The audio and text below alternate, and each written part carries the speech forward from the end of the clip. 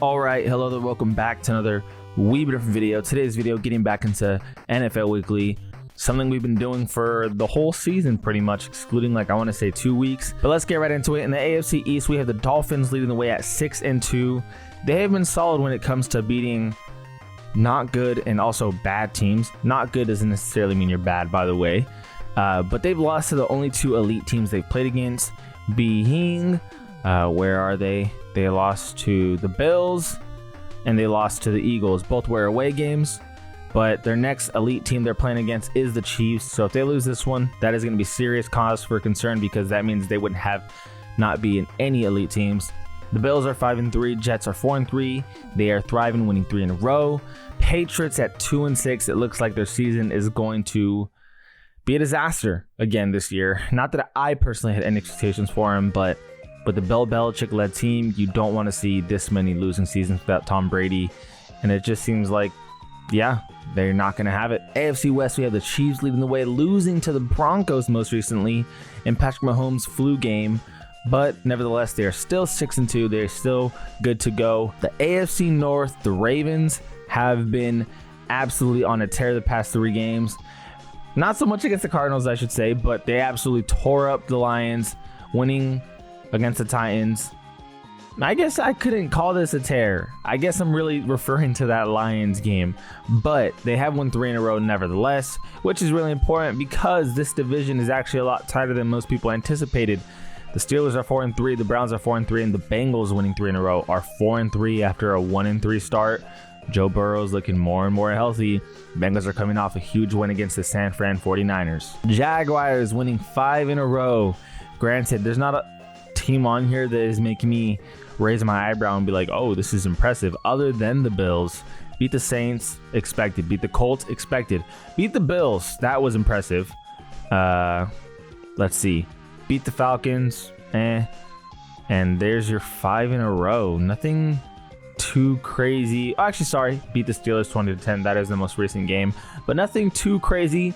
They have a huge test coming up against the surprisingly losing streak Niners, losing 3 in a row. But again, big test against them. And with the Niners beefing up with Chase Young, we'll see if he's active or not. Briefly wanted to mention it. The Colts, as expected, without Anthony Richardson, have not done much, losing 3 in a row. Not a whole lot to add on to here. Gardner Minshew has not been good. He's been a turnover machine. But anyway, moving on to the NFC. The Eagles sitting at 7-1. Zero surprise there. They are absolutely elite on every level, both defense and offense, passing and running game. I just don't know what to say. This team, it looks like a force to be reckoned with, and they look like they're a serious contender for the Super Bowl.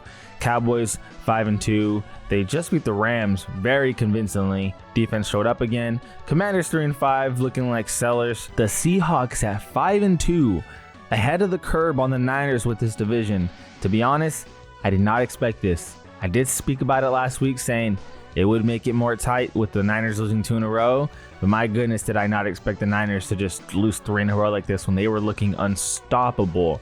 You know, a lot of that you can attribute to Brock Purdy just being a turnover machine, missing some of the throws. Seahawks also winning this 2 in a row, just most recently beating the Browns. So, solid outing for the Seahawks. Not so solid for the Niners.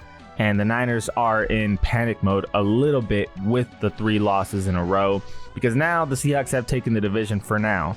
Rams 3-5. Cardinals, we knew this wasn't going to be a winning season. Lions sitting pretty at 6-2. The reason why I say sitting pretty, even though the Vikings are 4-4, is because the Vikings just locked Kirk Cousins for the season. What does that mean? It means they're probably screwed. They're starting a rookie quarterback for now until Joshua Dobbs can probably learn the playbook. But those 3 wins in a row. Who do they play this coming up week?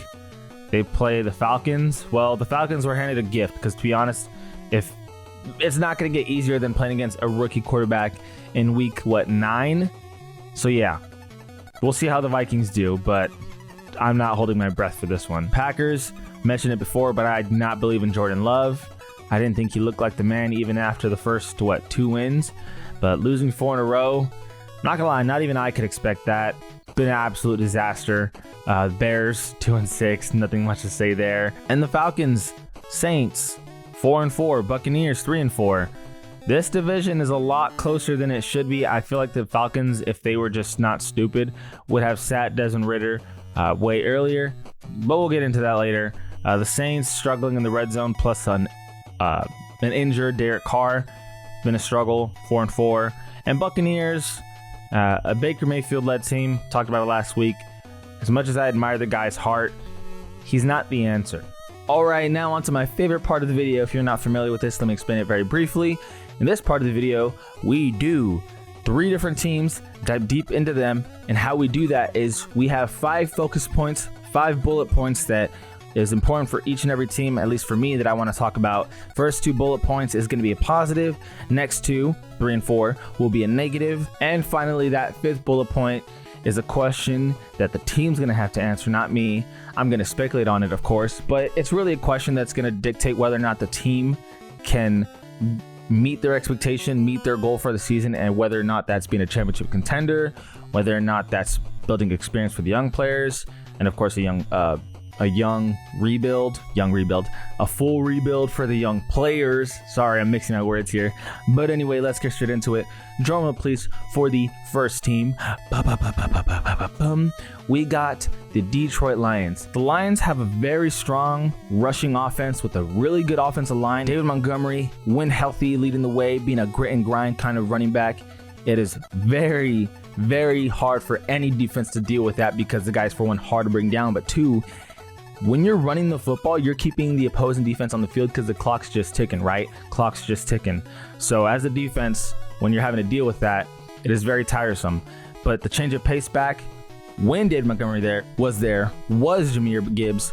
But with David Montgomery out, Jahmyr Gibbs has completely taken over that role. And it just looks phenomenal, right? Jukes on jukes on jukes, knowing when to make the right cut.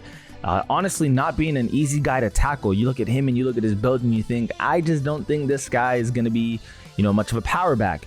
But there's a surprising amount of power there. But one thing everyone expected was speed. The guy's very fast. The Detroit Lions with their run game has been actually really solid. And the second bullet point I want to highlight here is offense has been helping their defense and vice versa. What I mean by that is the Detroit Lions offense, in terms of time of possession, is top 10 in the league, meaning their offense is keeping their defense off the field. Why is that beneficial? Because for one, your defense can get tired by being on the field too much. Well, when you're top 10 in the league, you're allowing them to be rested and come back fully ready to go. And what that does for the defense is that's allowing them to put up their numbers by eliminating opposing offenses in terms of their scoring. How do I mean that? If you go to the defensive statistics for the Detroit Lions, they are limiting their opponents very well, and I'll show you guys that shortly. The defensive stats here for the Detroit Lions is they are 7th in total yards allowed, they are 14th in passing yards allowed, they are 2nd in rushing yards allowed. When I say second, I mean second best, and total yards 7th best.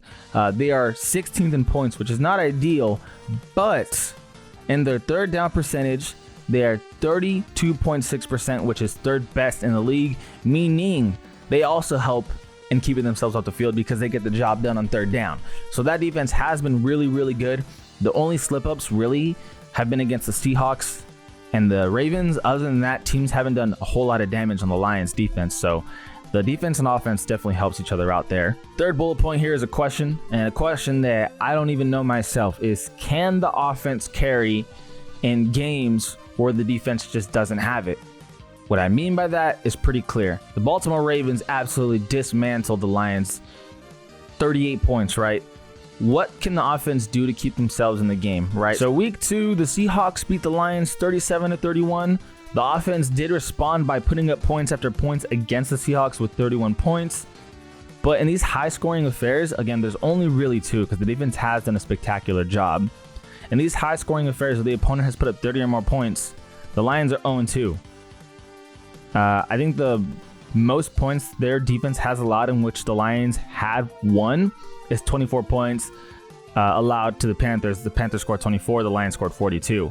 But can the offense carry the load against elite teams, right? When you play a team like the Chiefs on a good week, or let's just say the Bills or the Chargers, where the offense has capabilities of just absolutely exploding, how do you respond as an offense yourself when your defense is struggling?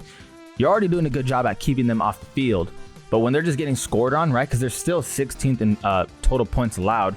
A lot of that due to that Baltimore Raven explosion game and that Seahawks explosion game.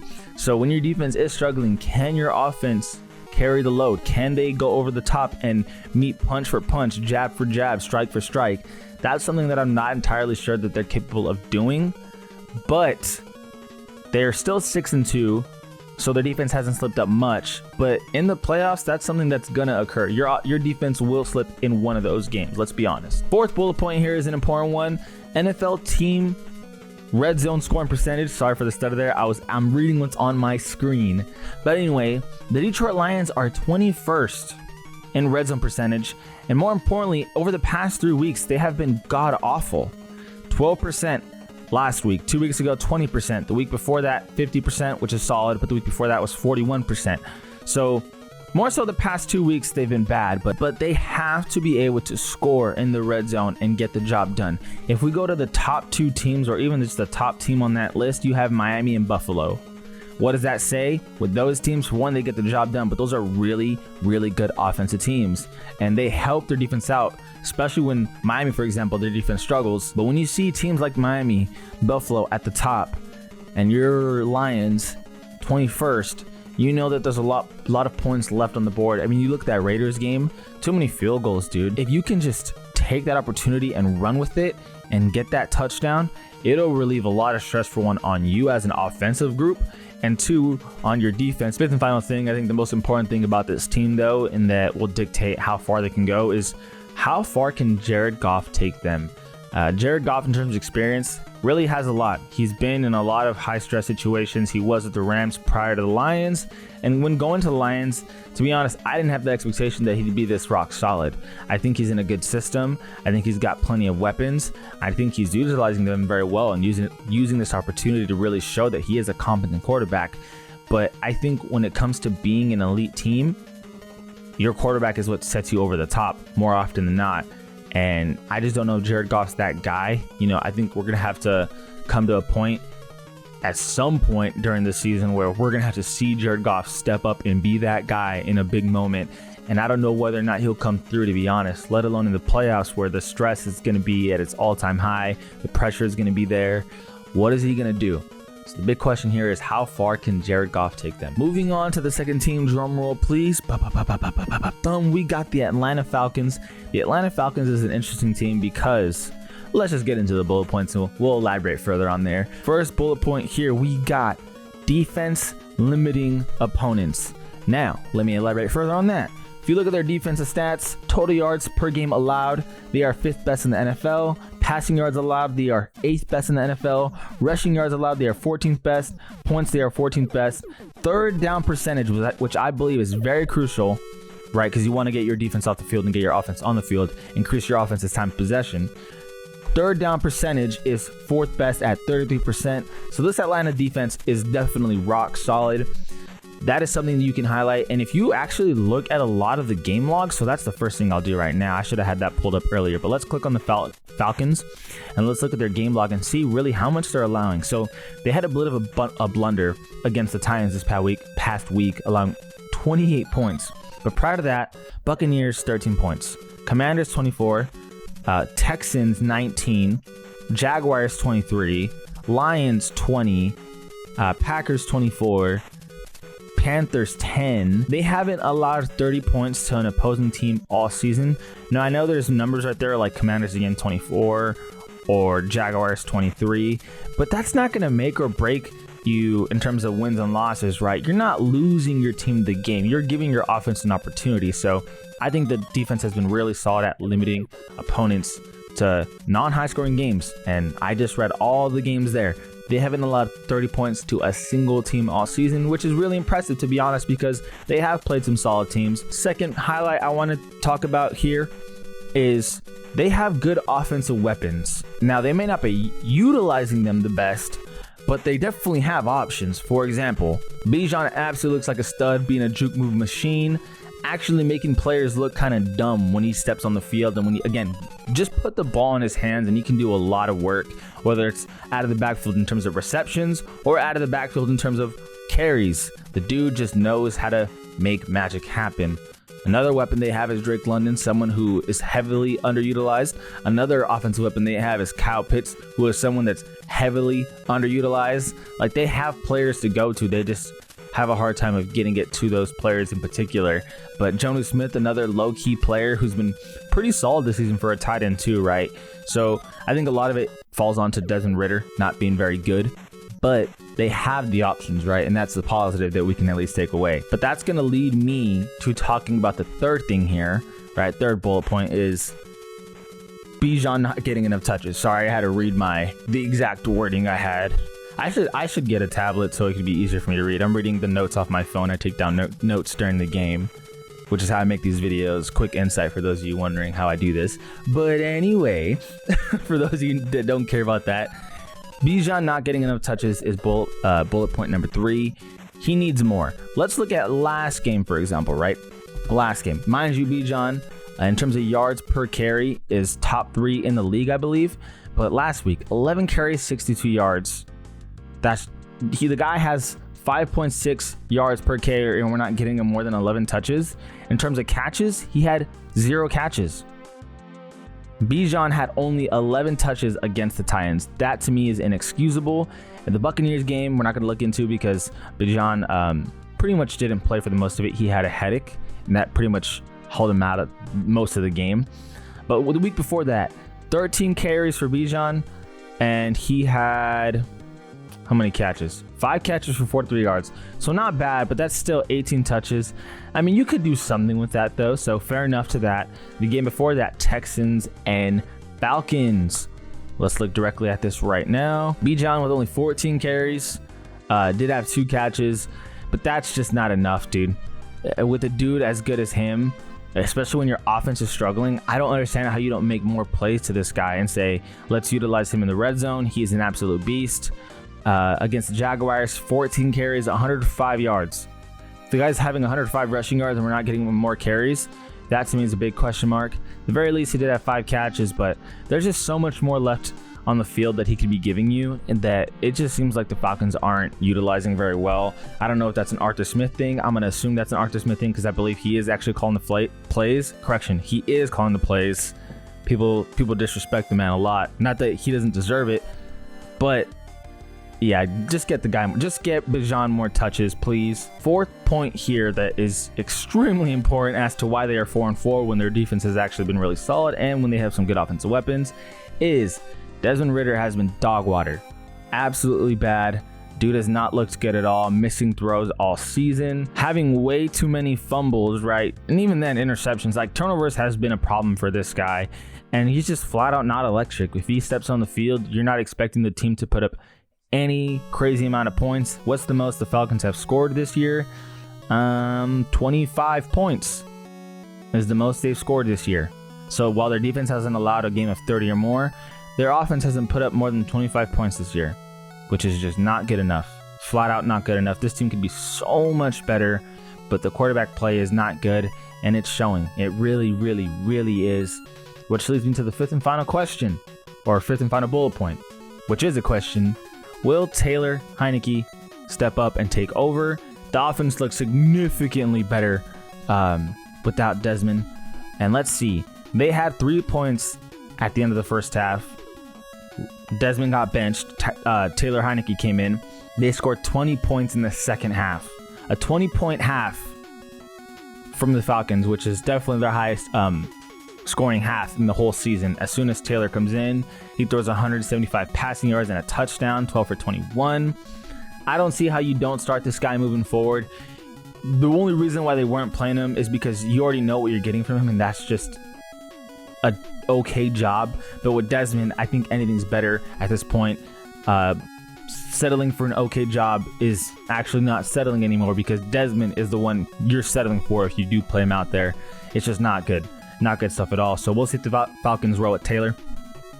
I hope so, to be honest, because I have Kyle Pitts and Bijan in fantasy, and those two guys are better than what their statistics show. Excuse my fumbling of the words. All right, moving on to the third team. Drum roll, please. We got the New York Jets. Now, what's to talk about the New York Jets? Let's get to the first bullet point. We have a surging Breece Hall. The dude, after like week 2 or 3, I want to say it was after week 3, started giving up a ton more snaps. Snap count was increased drastically. And one thing I will say is he is just electric. You put the ball in this guy's hands, whether it's out of the backfield again in terms of receptions or carries, he is just always capable of taking it to the house. As you saw last week, he had like a 50-yard touchdown, especially when the Jets were struggling against a New York Giants defense. It was just really bad, but Breece Hall looks absolutely elite in every way possible. Again, they won that game 13-10. And in terms of rushing yards, Breece Hall didn't have much going on, right? 12 carries, 17 yards, not good. But he did have 6 carries, 76 yards, and that huge touchdown. And if you just continue to look at the game log and seeing how effective Breece Hall is when you give him an opportunity, he is really effective. Second thing we're going to talk about here is the elite defense. So I actually want to pull up the defensive statistics first before I pull up, how much points they're allowing. So let me pull it up very quickly. Okay, so their defense is 11th in total yards, so 11th best in the NFL, 5th best in passing yards allowed. They have a terrible run defense, it's 31st, but let me finish this. They are 8th in points allowed, meaning they don't allow a lot of points, but they are also 19th in third down percentage. So they don't necessarily get off the field all the time, but when they do, they're allowing a field goal or less. Don't allow a whole lot of touchdowns because, again, they are top 10. Well, specifically, they're 8th in points allowed. In total yards, they're 11th. So, for the most of it, aside from the run game, that they're allowing their opponents to run up in terms of numbers, they've been really solid. But let's just take a look at some of these games. Giants, they allowed 10 points. Eagles, which is an elite offense, they allowed 14 points. Broncos, they allowed 21 points. Chiefs, which is an elite team, they only allowed 23 points. Patriots, they allowed 15. The Cowboys, they did allow 30, but I believe the Cowboys defense really showed up that week. So to be honest, this defense has been holding down some really crazy good offenses, and it's really impressive.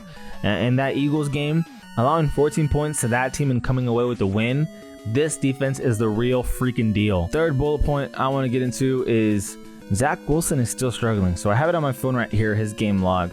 Last game, he went 17 for 36 in terms of passing. He did add 240 yards, but 17 for 36 is really bad. He threw for 1 touchdown. Week before that, 19 for 33, 186 passing yards.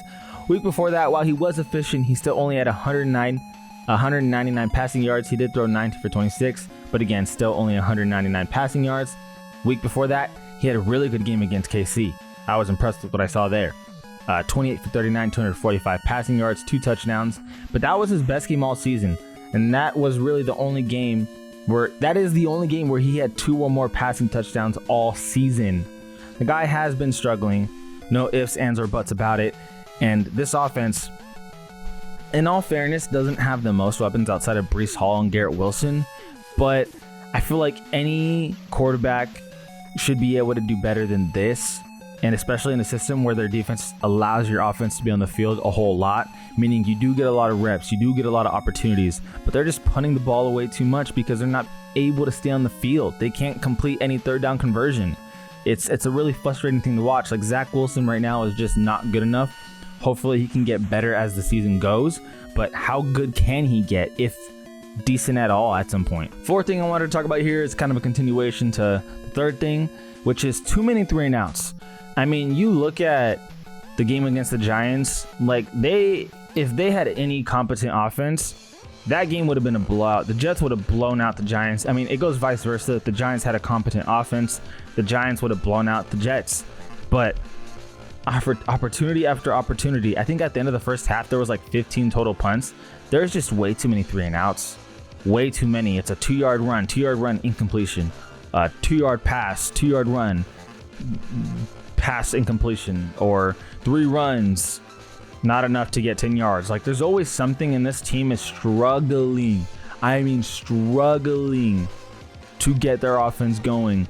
It feels like their defense is willing their team to victory, as their offense barely does enough, especially on an offense that has Garrett Wilson and Breece Hall, which are still two great duos, which is going to lead me into bullet point 5, which is an elite receiver in Garrett Wilson and an elite running back in Breece Hall good enough to take this team the distance? And obviously we know that the only way this team is going to win is by their defense. Their defense has to do work, but their offense does have to do something. And is Garrett Wilson and Breece Hall enough? Personally, I think more has to come from Zach Wilson. I think what Garrett Wilson's doing is amazing, which is put up numbers on a team where their offense is this lazy. Not so much lazy is the wrong word, but in terms of the numbers, it's bad. It feels like it's lazy. But also Breece Hall being able to turn plays into huge plays and make things happen, you know? So is that good enough? I'm not so sure. I think something's going to have to change. Something's going to have to give. Their defense can't stay this elite the entire season, and then maybe in the postseason, I think their offense is going to have to give something, right? Do anything to prove that you're a team that can contend, right? I know Aaron Rodgers was supposed to lead the way, but he's not here. So Zach Wilson, it's your turn. But anyway, that is going to conclude this week's edition of NFL Weekly. Let me know what you guys think. And personally, this video took me a long time to make. It's going to take me a long time to edit. I just really enjoy doing this kind of stuff, and hopefully you guys enjoy it too. Sorry for the fumbling of the words today. I did it a lot. But as always, this is We've Been Different. We've been different. And we out.